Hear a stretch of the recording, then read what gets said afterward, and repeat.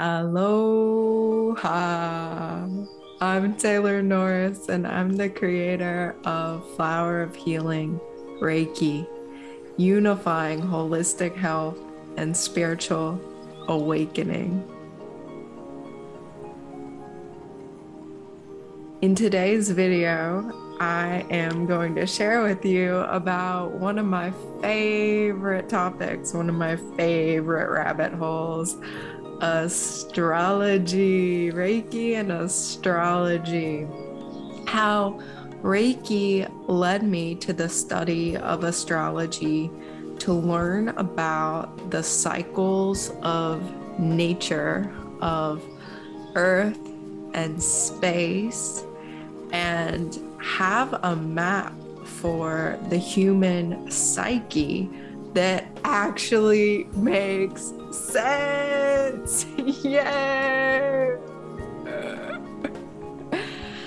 And how Reiki reveals to me all the time, and definitely in the last couple years, I've been following the transits closely and studying my natal chart closely, seeing how Reiki naturally reveals, empowers, and energizes the highest possible expression of the natal birth chart, as well as the transiting planets that are happening right now, all the time, and affecting us all the time, as well as how astrology informs my Reiki practice in terms of what people are going through and how to use divine timing. Astrology is a map of divine timing with very practical applications to daily life cycles, all the cycles, all the rhythms, how to work with them in the most optimized, harmonized, integrated, embodied way possible. For me, astrology has been a topic that is very interesting to me since as long as I can remember reading zodiac, sun sign astrology, horoscopes for the month when I was reading mainstream, girls magazines, being a tween and a teenager and seeing it in the newspaper. I thought it was so interesting. And as I matured, I still thought it was really interesting and even magnetized to me certain friends who were really into it. And I remember just being like hypnotized and tantalized whenever these people would talk about astrology. And I was just like, how did you learn? And curious about it. However, it was a topic that I was interested in, yet never pursued because I had beliefs deep within me that it was pseudoscience, it wasn't worth looking into, it didn't work, it's not a valid thing to study, it's not a valid discipline to study, it's not real, it's not good, it's not good enough, it's not accurate, has no bearing for regular life. And then I received my Reiki attunements, and all that really started to change as I felt increasingly empowered to look into and explore anything I was interested in, anything that sparked my curiosity. And astrology was one of those subjects. Now, I have a background in psychology, which is, again, kind of helped create this belief within me that astrology is not worth looking into, it's too mystical, like always the psychologists I thought were the most interesting. This was like Carl Jung. And what I would learn in my training was like, yeah, he had, a couple good ideas, but like he's way too mystical. So we're not really gonna like talk about him other than this, one or two classes really gracing the surface. So I was trained in, mainstream psychology. So I've always had this interest since my first intro to psychology class about human psychology. How does the mind work? How do emotions work? How does behavior work? What's motivation? How does the mind work? How does that work? And I was really disappointed in my trainings because none of it, the mainstream psychology trainings were explaining to me human psychology in a way that really made sense to me. The focus was always on maladaptive behavior and, maladjustment, and human psychology is not good. And, making assumptions based on trying to get people to fit into conventional mainstream society. And if anyone was having a problem, well, fitting into that, well, we got a mental disorder for that. The focus, the whole attention, intention, and focus was on the pathology component, the psychopathology component. And any kind of positive psychology was kind of written off as, again, pseudoscience, not worth looking into. So for me, this was obviously not resonating. If you see my other videos, or you know me, like I'm very positive, optimistic person, spiritual person. This didn't resonate. So as I liberated myself from that paradigm and was introduced into a Reiki paradigm, things really started clicking, leading me to astrology. So astrology made a lot of sense to me as soon as I started studying it intensively. I started studying it when Jupiter and Saturn were conjunct in Aquarius, which was December of 2020. Big crazy year. That conjunction happened, and I dove right in. I started studying with multiple teachers, joined schools, joined classes, could not get enough, watching webinars, following the transits, looking at my chart, looking at the charts of other people, just studying, buying books. And I still look at all of this because it interests me infinitely. Astrology is infinitely complex. And the deeper I go, following my Reiki guidance, because this is a thing too, Reiki guided me to very empowering teachers, because kind of like the mainstream psychology issue, some astrologers are operating more in that paradigm of like fear and like, oh, these things are in your natal chart, can't change them, and like they're bad. None of it's bad. Every single transit, every single body, every single planet, from what I'm experiencing as I learn about it and study my chart in real time, study transits in real time, is that none of it is scary. None of, even like the planets that kind of get people all rumbled up, Saturn, Uranus, even Neptune, Pluto for sure, Mars. And Reiki kept revealing to me, the more I studied it, that there really is nothing to fear. And the map, the natal chart, really presents this potential for the human psyche in terms of where all the planets and the bodies and the significant points are located in the houses, in the fields of human experience in these various life areas.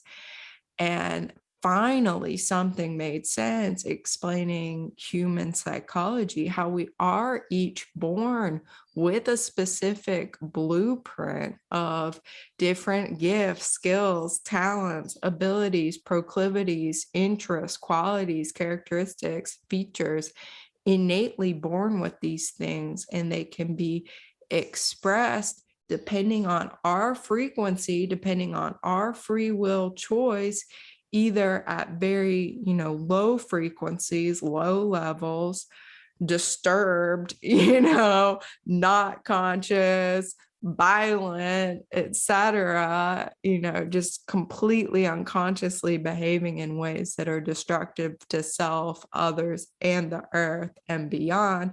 Or we can, with the very same natal blueprint, really illuminate all the higher possibilities and potentialities within the placement of those natal planets, the aspects between the natal planets as activated by the transits in the heavens, that this can all be happening very high frequency.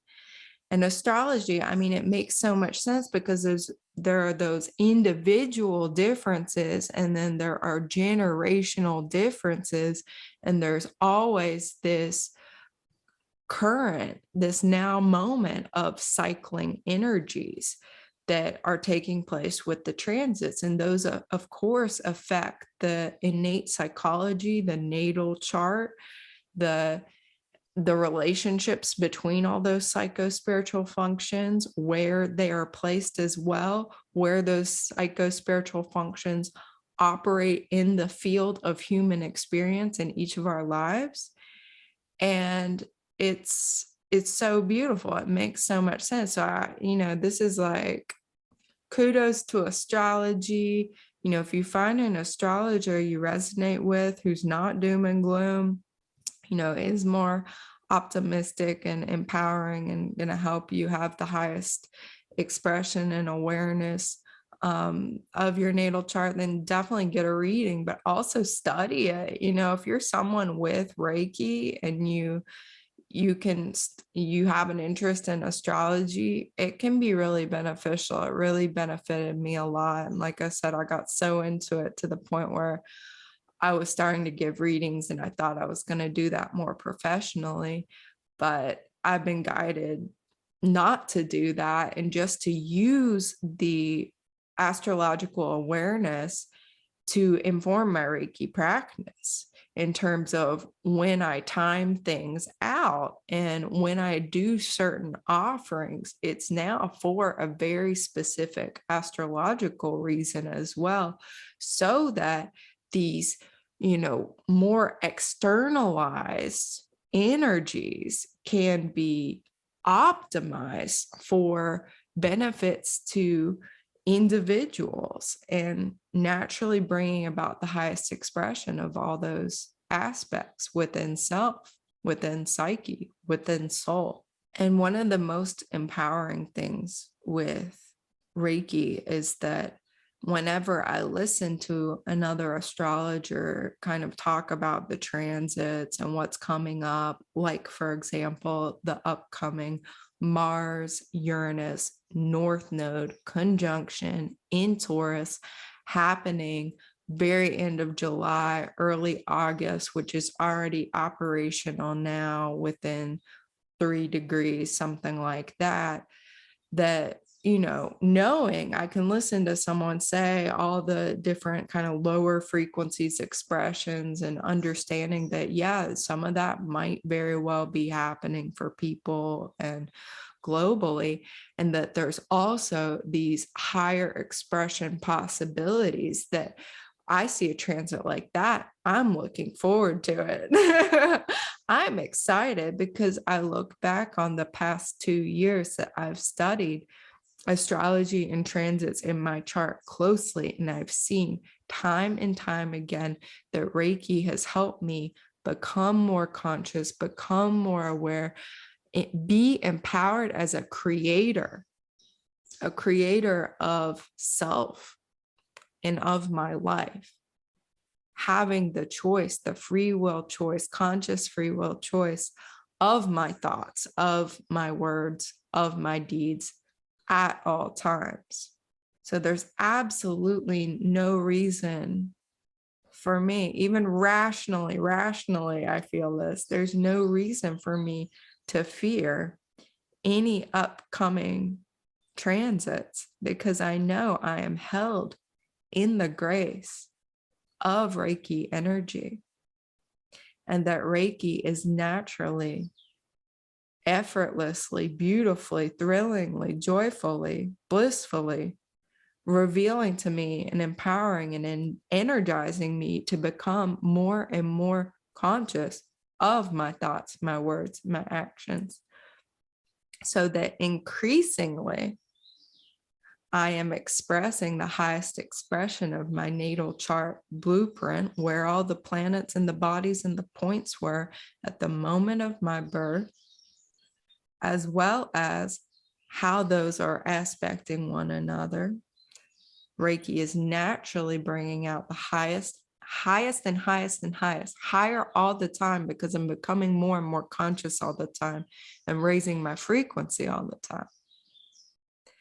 And it's also bringing out the highest expression, the highest possibilities, potentialities of these transiting bodies happening in real time, sparking off different things in my natal chart. And I see this also not just for myself, but for other Reiki practitioners as well, that there's no natal aspect or, different arrangement of natal planets to be feared, and there's no transit to be feared. And this is so incredibly comforting. And I see this very much as Reiki supporting us through an enlightened understanding of astrology, which is, can be very rational and intellectual and left-brained. It's really fun for the Mercurial and Uranian and Machian nerds among us to go in. It is a left brain party time rabbit hole, but it's also a very right brain, more creative, feminine, intuitive party time rabbit hole. And Reiki, through an enlightened understanding of astrology, is really bringing forth this non-dual realm of love, new earth, heaven on earth, for us, with us, through our free will choice, through our frequency, through our empowered, conscious choice of thoughts, of words, of deeds, moment by moment in these cycles. So I invite you to please share below if you've studied astrology, if you're a Reiki practitioner, whatever you think about this video. I would love to know your thoughts and have more interaction, have more conversation. I appreciate you so much for being here. If you are looking for enlightened, astrologically divine timed Reiki events and sessions, please visit my website, taylornorrisreiki.com, to learn more. I appreciate you. I love you. I honor you. I respect you. And I am so grateful for you to be co-creating together heaven on earth within each of us, in the totality of earth and beyond. Much love to you. Aho, amen, namaste, and so it is. Mahalo.